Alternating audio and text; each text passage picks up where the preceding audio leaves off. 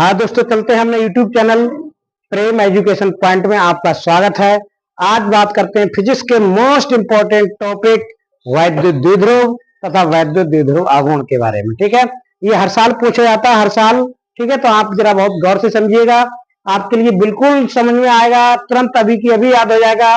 लेकिन video last तक देखिएगा और सब्सक्राइब तब करिएगा जब आपके लिए समझ में आए, नहीं तो अन्यथा सब्सक्राइब करने की कोई जरूरत नहीं है। ठीक, समझ में आए तो जरूर लाइक करिएगा और सब्सक्राइब करिएगा। ठीक है, तो चलते हैं। यह है वैद्युत द्विध्रुव तथा वैद्युत द्विध्रुव आघूर्ण। तो वैद्युत द्विध्रुव क्या होता है? ठीक, सबसे पहले इसका हम क्या बनाएंगे? चित्र बनाएंगे। वैद्युत द्विध्रुव का क्या बनाएंगे? चित्र बनाएंगे। देखो ये हो गया। ठीक, ये क्या हो गया? एक वैद्युत द्विध्रुव हो गया। क्या हो गया? एक वैद्युत द्विध्रुव। ठीक, वैद्युत द्विध्रुव में क्या होता है? दो बराबर आवेश होते हैं और परंतु विपरीत प्रकार के होते हैं। दो बराबर आवेश होते हैं परंतु विपरीत प्रकार के होते हैं। और इनके बीच की जो दूरी है, वो बीच की दूरी कितनी, अल्पतम दूरी कितनी ली जाती है? 12 ली जाती है। ठीक, ठीक है। एक ऐसा निकाय, वैद्युत द्विध्रुव की परिभाषा क्या हो जाएगी? एक ऐसा निकाय जिसमें दो बराबर परंतु विपरीत प्रकार के आवेश एक दूसरे से अल्पतम दूरी पर हो। अल्पतम बहुत कम दूरी पर हो। ठीक है, तो उसे क्या कहते हैं? वैद्युत द्विध्रुव कहते हैं। तो ऐसे निकाय को क्या कहते हैं? वैद्युत द्विध्रुव कहते हैं। तो इसमें लिखेंगे बच्चों, देखो गौर से समझो। ठीक, एक ऐसा निकाय, एक एक ऐसा एक ऐसा निकाय, इस एक ऐसा निकाय जिसमें जिसमें दो बराबर बराबर एक ऐसा निकाय जिसमें दो बराबर परंतु परंतु विपरीत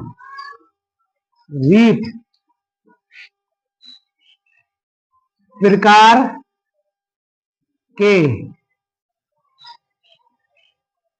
आवेश एक दूसरे से अल्पतम दूरी पर हो। ठीक है, तो ऐसे निकाय को वैद्युत द्विध्रुव कहते हैं। तो ऐसे निकाय को वैद्युत द्विध्रुव कहते हैं। ठीक है, तो ऐसे निकाय को वैद्युत द्विध्रुव कहते हैं। देखो, ऐसा निकाय जिसमें दो बराबर परंतु विपरीत प्रकार के आवेश एक दूसरे से अल्पतम दूरी पर हो, अर्थात बहुत कम दूरी पर हो, तो ऐसे निकाय को क्या कहते हैं? वैद्युत द्विध्रुव कहते हैं। ऐसे निकाय को क्या कहते हैं? वैद्युत द्विध्रुव कहते हैं। इतनी बात आपके लिए समझ में आ गई होगी। ठीक है, ठीक, एक ऐसा निकाय जिसमें दो बराबर परंतु विपरीत प्रकार के आवेश एक दूसरे से कैसे हो? अल्पतम दूरी पर हो, तो ऐसे निकाय को वैद्युत द्विध्रुव कहते हैं। ऐसे निकाय को क्या कहते हैं? वैद्युत द्विध्रुव कहते हैं। ठीक, इतनी बात क्लियर हो गई। इसके बाद में क्या आता है? वैद्युत द्विध्रुव आघूर्ण।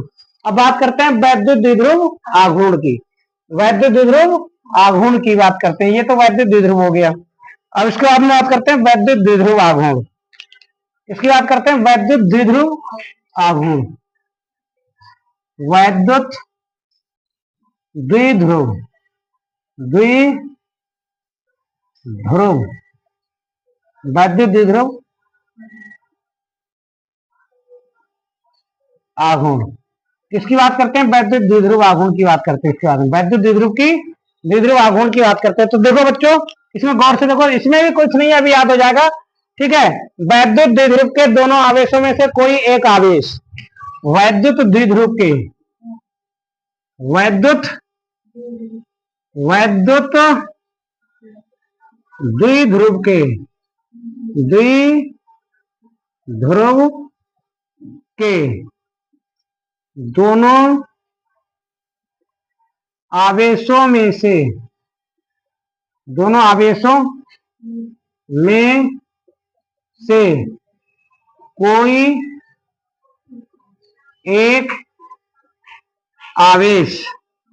कोई एक आवेश दोनों आवेशन में से कोई एक आवेश तथा इन आवेशों के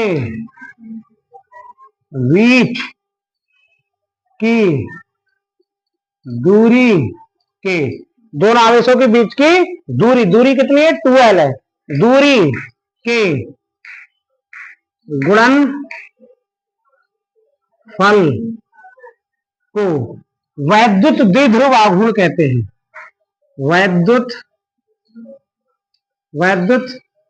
द्विध्रुव आघूर्ण कहते हैं। वैद्युत द्विध्रुव आघूर्ण कहते हैं। ठीक है, इतना क्लियर हो गया। अब इसे P से प्रदर्शित करते हैं। इसे P से प्रदर्शित करते हैं। इसे P से प्रदर्शित करते हैं। ठीक, इसे P से प्रदर्शित करते हैं। वैद्युत द्विध्रुव आघूर्ण को किससे प्रदर्शित करते हैं, P से प्रदर्शित करते हैं। ये कैसी राशि होती है बताओ, आप बताएं कैसी राशि होती है, सदिश राशि होती है। और ये सदिश राशि होती है, ये सदिश राशि होती है। ये कैसी राशि होती है, सदिश राशि होती है। ठीक है, इसका मात्रक अब देखो, सबसे पहले क्या करेंगे, जो हमने क्या लिखवाया था। ठीक है, वैद्युत द्विध्रुव क्या होता है, दोनों आवेशों में से कोई एक आवेश, क्या होता है, दोनों आवेशों में से कोई एक आवेश ले लो तथा इनके बीच की दूरी के गुणनफल को क्या कहते हैं, वैद्युत द्विध्रुव आघूर्ण कहते हैं। तो देखो क्या होता है, वैद्युत द्विध्रुव आघूर्ण क्या होता है, देखो क्या होता है, दोनों गुणनफल को क्या है, वैद्युत द्विध्रुव आघूर्ण कहते हैं। देखो यहाँ पे देखो, P बराबर क्या होता है, दोनों आवेशों में से कोई एक आवेश तथा इनके बीच की दूरी कितनी है, 2l। ठीक है, इसके गुणनफल को क्या कहते हैं, वैद्युत द्विध्रुव आघूर्ण कहते हैं। वैद्युत द्विध्रुव आघूर्ण कहते हैं, इधर रख लो बेटा। ठीक है, वैद्युत द्विध्रुव आघूर्ण कहते हैं। तो देखो क्या हो जाएगा, दोनों एक आवेश ले लिया, इसके बीच की दूरी ले ली। ठीक है, तो P बराबर कितना हो जाएगा, P बराबर हो जाएगा 2ql। क्या हो जाएगा, P बराबर 2ql। ये क्या हो जाएगा, इसका सूत्र हो जाएगा। क्या हो जाएगा, इसका सूत्र। अब बात आती है इसके मात्रक की, किसकी मात्रक की बात आती है, मात्रक। तो इसका मात्रक कितना हो जाएगा, देखो मात्रक लिखेंगे, मात्रक, इसका मात्रक क्या होता है, देखो आवेश का मात्रक क्या होता है, आवेश का मात्रक कितना होता है बच्चों, देखो यहाँ पे आवेश का मात्रक क्या होता है, कूलाम। क्या होता है, कूलाम। और ये लंबाई होगी, इसका मात्रक क्या हो गया, मीटर। तो इसका मात्रक क्या हो गया, कूलाम मीटर। इसका मात्रक क्या हो गया, कूलाम मीटर हो गया। क्या हो गया, कूलाम मीटर होता है। ठीक है, इसका मात्रक क्या होगा, कूलाम मीटर हो गया। अब इसके बाद में बात आती है इसकी विमा की, किसकी बात आती है, विमा की। विमा क्या होती है, तो विमा भी देखो अभी आपके लिए क्लियर हो जाएगी। ठीक है, ये क्या हो गया, इसका मात्रक हो गया। क्या हो गया, ये मात्रक हो गया। मात्रक बराबर क्या हो गया, ये कूलाम मीटर, क्योंकि आवेश का मात्रक कूलाम और लंबाई का मात्रक मीटर, तो क्या हो गया, कूलाम मीटर। और इसके बाद बात आती है विमा। विमा क्या होती है, देखो विमा कैसे निकालेंगे, यहाँ पे विमा गौर से देखो। विमा देखो, आवेश की विमा क्या होती है, आवेश Q बराबर कितना होता है, Q बराबर होता है IT। Q बराबर क्या होता है, IT। तो Q की विमा कितनी हो गई, Q की विमा कितनी हो गई, Q की विमा हो गई A, और समय की विमा T, AT हो गई। तो Q की विमा कितनी हो गई, AT हो गई। Q की विमा कितनी हो गई, AT। और लंबाई की विमा कितनी होगी, L होगी। क्या होगी, L। ठीक, तो इसे सही करके लिख सकते हैं, इसकी विमा कितनी होगी, LTA। ये क्या होगी, इसकी विमा हो गई। ठीक, अब लिख लेंगे इसकी विमा की बात करते हैं। तो इसकी विमा कितनी हो जाएगी, ठीक है, इसकी विमा कितनी हो जाएगी, लिख लेंगे इसकी विमा कितनी हो जाएगी, LTA। ऐसे करके याद कर लेंगे, इसकी विमा कितनी होगी, LTA होती है।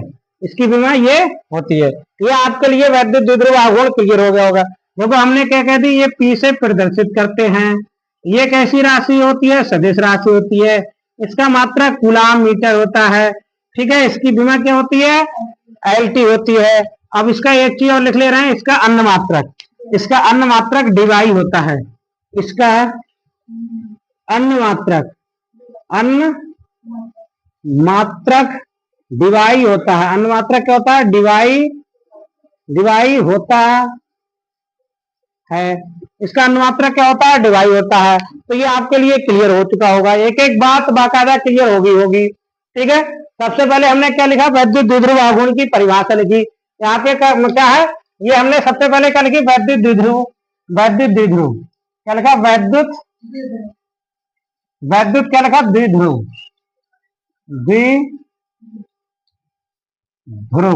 ये वैद्युत द्विध्रुव की परिभाषा लिखी।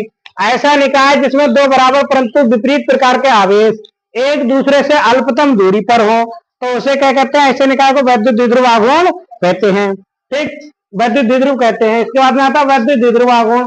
वैद्युत द्विध्रुव के दोनों आवेशों में से कोई एक आवेश तथा उनकी बीच की दूरी के गुणनफल को वैद्युत द्विध्रुव आघूर्ण कहते हैं।